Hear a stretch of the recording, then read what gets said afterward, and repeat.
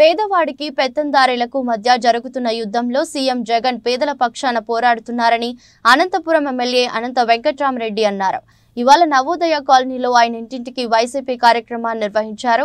ఇంటికి వెళుతూ గత 5 ఏళ్లలో చేపట్టిన అభివృద్ధి సంక్షేమ పథకాలను వివరించారు. ప్రతి ఒక్కరూ ఫ్యాన్ గుర్తుకు ఓటు వేసి గెలిపించాలని విజ్ఞప్తి చేశారు. అదే సమయంలో స్థానిక పేద ప్రజల మధ్య బాబు జగజీవన్ రామ్ 115వ జయంతిని నిర్వహించారు. ఆయన చిత్రపటానికి పూలమాలలు వేసి నివాళులర్పించారు.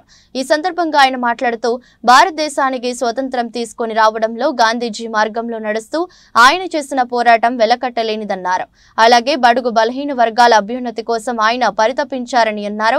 భారతదేశ ఉప ప్రధానిగా ఎన్నో సేవలు అందించారని గుర్తు చేశారు.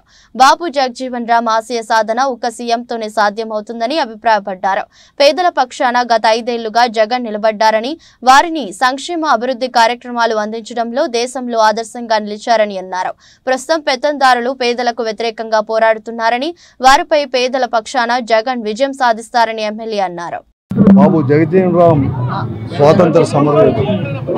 ఈ దేశానికి స్వాతంత్రం తీసుకొని రావాలని చెప్పేసి కూడా గాంధీజీ గారి యొక్క అడుగుజాడల్లో కూడా నడిచి ఒక పేద వర్గాలకు ముఖ్యంగా కూడా హరిజన కుటుంబంలో జన్మించినా కూడా ఆ రోజు కూడా చేసుకునేది కాకుండా ఈ దేశానికి ఉప ప్రధానిగా కానీ, డిఫెన్స్ మినిస్టర్గా, అగ్రికల్చర్ మినిస్టర్గా అనేకమైన పదవులు నిర్వహించి ఎంతో సమర్థవంతమైన పరిపాలకుడు కూడా పేరు కూడా తెచ్చుకున్నాడు.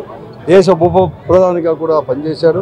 అంతేకాకుండా ఈరోజు ఈ భారతదేశంలో ఉండే బడుగు బలహీన మైనారిటీ వర్గాల వారందరినీ కూడా జనాభా ఉన్నా కూడా వారు అన్ని రకాల కూడా ఆర్థికంగా కానీ, సామాజిక పరంగా కానీ వెనుకబడినారని చెప్పేసి దానికోసం వారందరినీ కూడా ముందుకు తీసుకునే దాంట్లో కూడా అనేకమైన ప్రభుత్వంలో ఉండి అనేకమైన నిర్ణయాలు తీసుకునేదే కాకుండా ఈ వర్గాలను కూడా చైతన్యపరిచి ఈరోజు అన్ని వర్గాల వారు కూడా ఇంత ముందుకు పోయినారంటే అటువంటి బాబు జగజీవన్ రామ్ గారు వంటి ఎంతోమంది మహనీయుల యొక్క త్యాగాలు కానీ, పోరాట యొక్క ఫలితాలే ఈరోజు కూడా భారతదేశంలో కూడా ఉన్నాయి.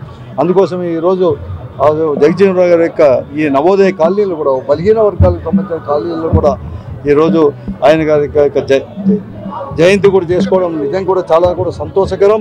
ఈరోజు అంతేకాకుండా ఈరోజు వైఎస్ఆర్ కాంగ్రెస్ పార్టీ కూడా ఆ రోజు ఏదైతే బాబు జగజీవన్ రామ్ కోసం పోరాటాలు సల్పాడో, నిర్ణయాలు తీసుకున్నాడు, ఆ నిర్ణయాలు కూడా అమలుపరుస్తున్న ఘనత కూడా వైఎస్ఆర్ కాంగ్రెస్ పార్టీది, ముఖ్యమంత్రి జగన్మోహన్ రెడ్డి గారిది కూడా.